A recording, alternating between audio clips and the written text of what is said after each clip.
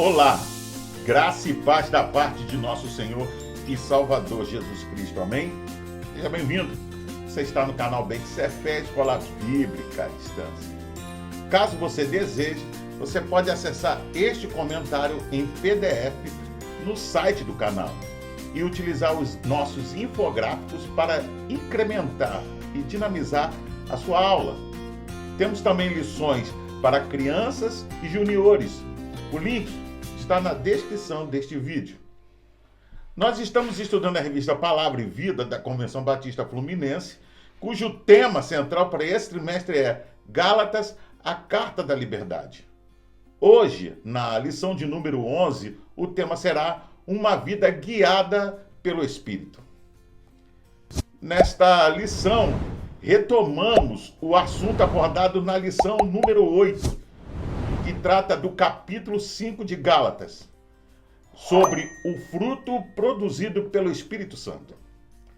Mais uma vez, vamos ver que a terceira ênfase de Paulo em seu objetivo de levar os Gálatas de volta à plena liberdade envolve encorajar santidade e amor induzidos pelo Espírito. Como pode observar, agora neste ponto, Paulo escreve aos seus leitores para que eles soubessem como viver para a glória de Deus como cristãos. Ele havia advertido sobre o conflito entre a fé e o legalismo que estavam em alta. Havia dito aos seus leitores que eles não deveriam viver nem sob a lei mosaica, nem licenciosamente. Agora ele deu uma direção positiva e explicou o que significava viver sob o Espírito Santo. Para dar início ao nosso estudo, eu convido você a pegar a sua Bíblia e junto podemos ler o texto que está em Gálatas, capítulo 5, verso 18. Quando vocês forem guiados pelo Espírito Santo, não precisarão mais obrigar-se a obedecer às leis judaicas. Segundo o livro Foco e Desenvolvimento no Novo Testamento, esse tema é o parágrafo mais famoso da epístola. Lida com o processo da santificação, que consiste em vencer os impulsos pecaminosos da natureza humana por meio do controle do Espírito, com a resultante humildade, paz e harmonia que ele provê e produz. No livro de Gálatas, o apóstolo Paulo nos apresenta uma luz sobre a dinâmica espiritual que permeia a jornada humana. Somos confrontados com a dualidade entre a carne e o espírito. Paulo descreve de forma expressiva a batalha interna que cada crente enfrenta, destacando a importância, veja, que vivermos em conformidade com o Espírito Santo. Nesse trecho, somos lembrados de que os desejos da carne estão em constante conflito com as virtudes do Espírito. No entanto, somos encorajados, veja, a viver uma vida frutífera, em que o fruto do Espírito se manifesta.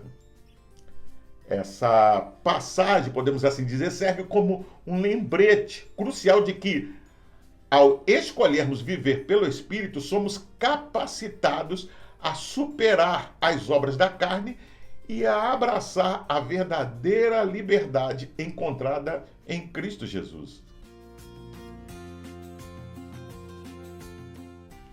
Dentro do âmago de cada seguidor de Cristo operam duas forças distintas: o Espírito e a carne.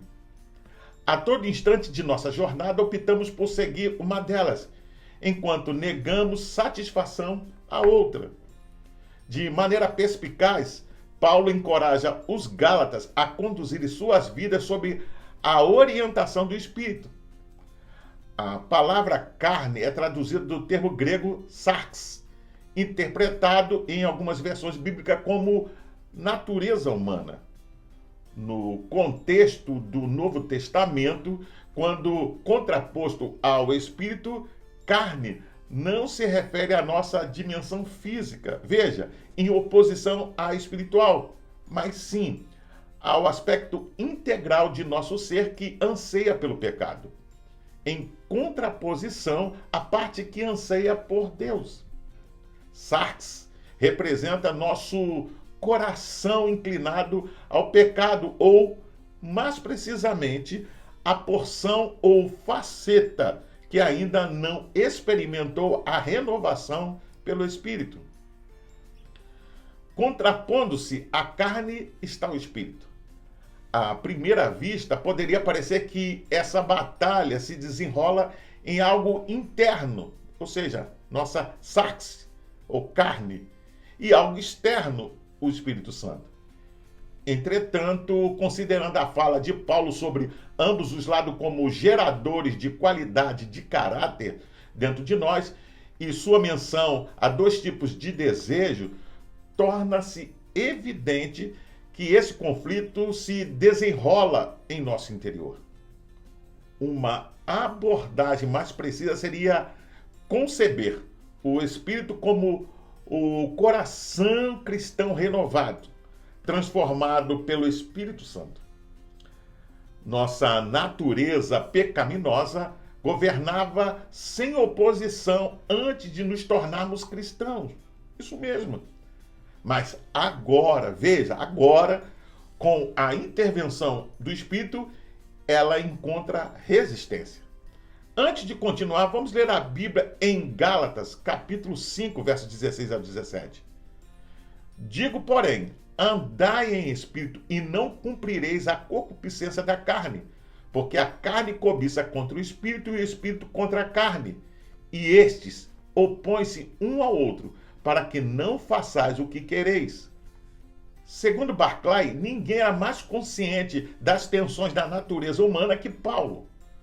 Para ele, era essencial que a fé e a liberdade cristãs não significassem liberdade para satisfazer o aspecto mais baixo da natureza humana, mas sim liberdade para viver a vida do Espírito. Aqui o apóstolo nos oferece um catálogo de coisas que são más. Atrás de cada palavra há todo um quadro. Por isso que se tem que considerar separadamente. Para o livro Foco e Desenvolvimento no Novo Testamento, Paulo prossegue explicando aos Gálatas que escolher o controle do Espírito em lugar do controle da carne capacita a pessoa a triunfar sobre o pecado e sobre a lei. Isto não é uma opção, veja, mas uma ordem. Andai, sem a qual nenhum cristão, veja, jamais alcançará uma liberdade constantemente crescente em sua vida. Precisamos entender que o Espírito Santo entrou em nossa vida quando vivemos o novo nascimento. E a partir desse momento experimentamos tudo novo. Uma mudança completa em nosso interior e na visão do mundo à nossa volta. A luta que Paulo define de carne contra o espírito, na verdade, é Deus nos direcionando para sermos a imagem de seu Filho Jesus Cristo. Já a carne nos impulsiona a viver os prazeres e desejos de nossa natureza caída. Para nos mantermos firmes diante das tentações da carne, precisamos focar na palavra, manter uma vida de oração e buscar sempre em nossas ações a vontade de Deus. Paulo sempre escolhia sua linguagem com muito cuidado, em busca de explicar da melhor maneira aquilo que se revelava espiritual. A palavra fruto, ou melhor, fruto do Espírito, nos transporta para o mundo agrícola, no sentido de um cultivo paciente e contínuo. O agricultor precisa preparar a terra, jogar a semente e aguardar o tempo certo para a colheita. Da mesma forma, precisamos preparar as nossas vidas, nos aproximando de Deus, entendendo a sua vontade e nos transformando no homem que fomos criados para ser, antes de ser destruído pela desobediência no jardim do Éden. Não podemos acompanhar de forma exata o crescimento de um tomate ou uma abóbora. Ele acontece de forma constante conforme o tempo. Assim também acontece com o fruto do Espírito. Quando atingidos por alguns problemas, percebemos aquela mudança aconteceu em nosso interior, a ponto de falarmos: nossa, se fosse alguns anos atrás, não seria dessa forma que agiria. Você já disse isso ou já pensou isso? Antes de continuar, vamos ler a Bíblia em Gálatas, capítulo 5, verso 22 e 23.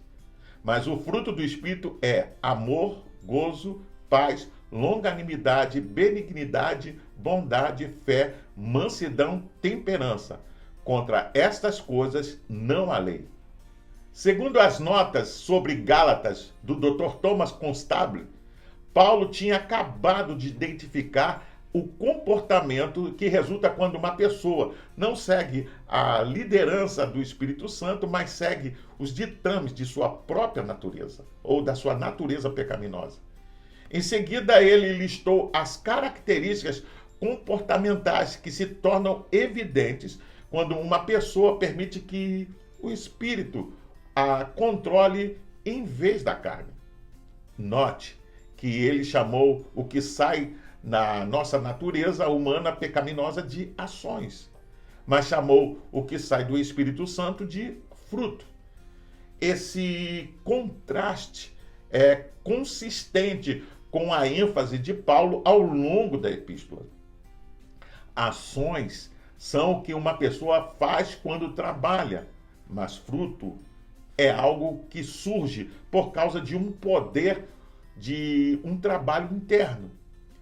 A palavra fruto é singular, sugerindo o caráter unificado semelhante ao de Cristo que o Espírito Santo produz. Esse fruto vem em 9 sabores deliciosos. Tanto ações quanto fruto são as manifestações comportamentais das forças motrizes dentro do cristão.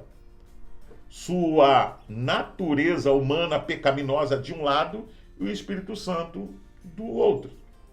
O fruto é benéfico para os outros. As ações podem ou não, veja, ser. E as ações que a carne produz não são. Uma outra observação que podemos fazer é que se tem a semente do Espírito Santo, o fruto irá crescer. Isso é inevitável. Se temos dentro de nós o Espírito Santo de Deus, o fruto surgirá com o tempo. Somos salvos mediante a fé e não pelo fruto.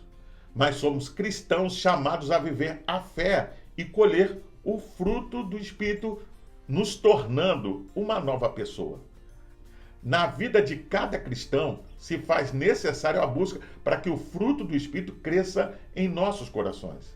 Precisamos de humildade, sinceridade e verdade para que o fruto do Espírito transforme completamente nossas vidas e nossa forma de ser. Um coração aberto às mudanças, como diz lá em 2 Coríntios capítulo 5, verso 17, as coisas velhas se passaram e tudo se fez novo. Atua como uma terra bem adubada, pronta para receber a semente e gerar frutos saudáveis.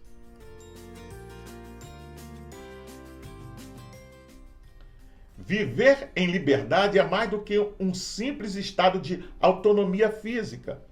É uma condição do coração e da alma, uma libertação das correntes que nos prendem ao egoísmo, ao pecado e as paixões desenfreadas. Em Gálatas capítulo 5, verso 16 ao 26, Paulo destaca essa liberdade como um resultado direto da graça de Deus e do poder transformador do Espírito Santo em nossas vidas. A liberdade em Cristo não significa a ausência de regras ou responsabilidades, mas sim a capacidade de viver em conformidade com a vontade de Deus, guiados pelo Espírito. Essa liberdade é uma jornada de constante renúncia à carne e de entrega ao Espírito. Uma escolha diária, veja, uma escolha diária de crucificar os desejos egoístas em prol da vontade divina. Ao abraçarmos a graça de Deus, somos capacitados a superar as obras da carne. Através da graça, somos libertos da escravidão do pecado e habilitados a viver em santidade e retidão. Antes de continuar, vamos ler a Bíblia em Gálatas, capítulo 5, verso 18, verso 24 e 25. Mas se sois guiado pelo Espírito, não estáis debaixo da lei. E os que são de Cristo crucificaram a carne com as suas paixões e concupiscências. Se vivermos em Espírito, andemos também em Espírito. Segundo o livro Gálatas, introdução e comentário por Donald Guthrie, no versículo 18, o Espírito é considerado como um guia, a quem o crente deve submeter-se. Semelhante conceito da atividade do Espírito é muito mais pessoal do que a expressão andai no Espírito, que você vê lá no verso 16. Deve ser notado que neste versículo a distinção não é entre o Espírito e a carne, mas entre o Espírito e a lei. Com toda a probabilidade, Paulo receava que os Gálatas tomariam por certo que existiam apenas duas alternativas. Pode ter sido pensado que a rejeição do legalismo forçosamente levasse ao antinomianismo, com sua consequente licenciosidade. Mas o apóstolo introduz a presente declaração para corrigir esta impressão falsa. Há uma terceira opção. O Espírito é a antítese tanto da lei, no sentido do legalismo, quanto da carne. Com isso, naturalmente, Paulo não está colocando a lei e a carne na mesma categoria, mas demonstra que, com relação ao Espírito, elas têm uma mesma coisa em comum, ou seja, a oposição à vida controlada pelo Espírito. Superar as obras da carne não é uma tarefa fácil. Requer autoexame, humildade e dependência contínua de Deus. Significa renunciar ao orgulho, à luxúria, à inveja e a tantas outras inclinações que nos afastam da presença de Deus. No entanto, é uma batalha que vale a pena ser travada, pois nos conduz a uma vida de plenitude e realização espiritual. A liberdade em Cristo nos capacita a viver de acordo com o propósito para o qual fomos criados. Amar a Deus sobre todas as coisas e ao próximo como a nós mesmos.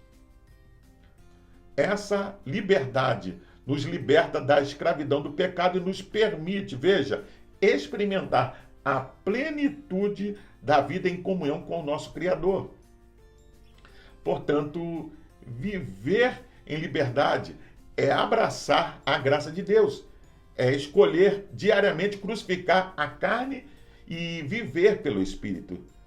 É uma jornada de transformação e crescimento espiritual em que somos capacitados a refletir o fruto do Espírito em tudo o que fazemos. Que possamos, pela graça de Deus, viver em verdadeira liberdade, glorificando o seu nome em cada passo do nosso caminho.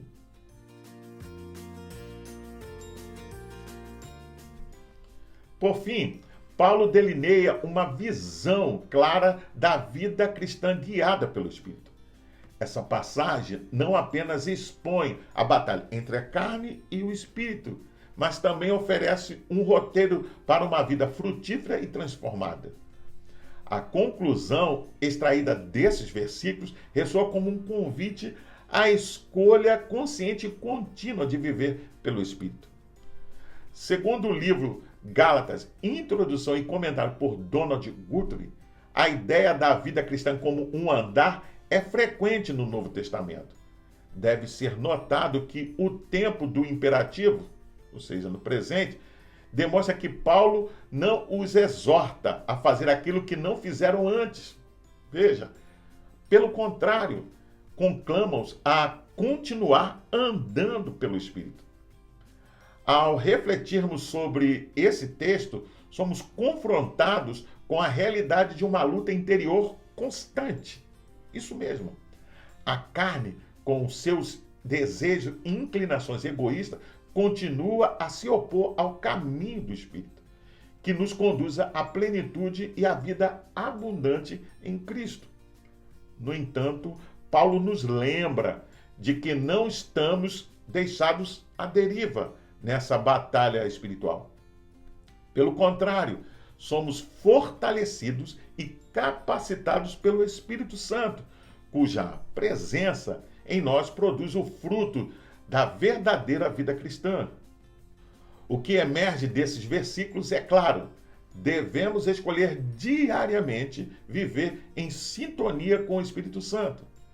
Essa escolha implica uma renúncia aos desejos da carne e um compromisso com o fruto do Espírito. É um convite para uma vida de amor, alegria, paz, paciência, bondade, fidelidade, mansidão e autocontrole. Virtudes que refletem a natureza divina e testemunham a transformação interior pelo Espírito Santo. Assim, uma vida guiada pelo Espírito não apenas nos liberta das amarras da carne, mas nos conduz a uma existência plena e significativa em comunhão com Deus. Eu finalizo perguntando: faça um exame pessoal. Você consegue ver o fruto do Espírito Santo em sua vida? Como? Quais áreas de sua vida precisam ser mais trabalhadas?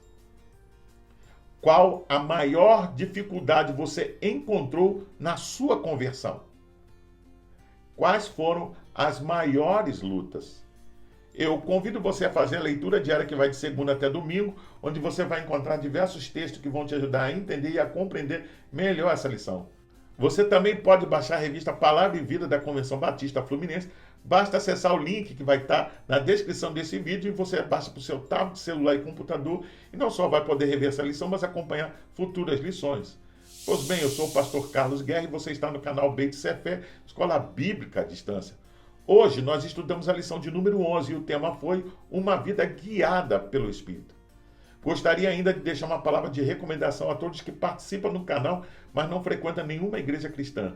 Procure uma igreja perto da sua casa que pregue genuinamente a palavra de Deus. Faça uma visita, sem dúvida você vai se sentir bem e vai ser bem recebido. Agora, se você gostou desse conteúdo, inscreva-se no canal. É rápido, é fácil, basta clicar aqui embaixo.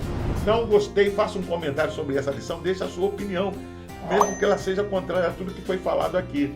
Pois toda vez que você participa, você interage com o canal, o YouTube entende que esse assunto é relevante para mais pessoas.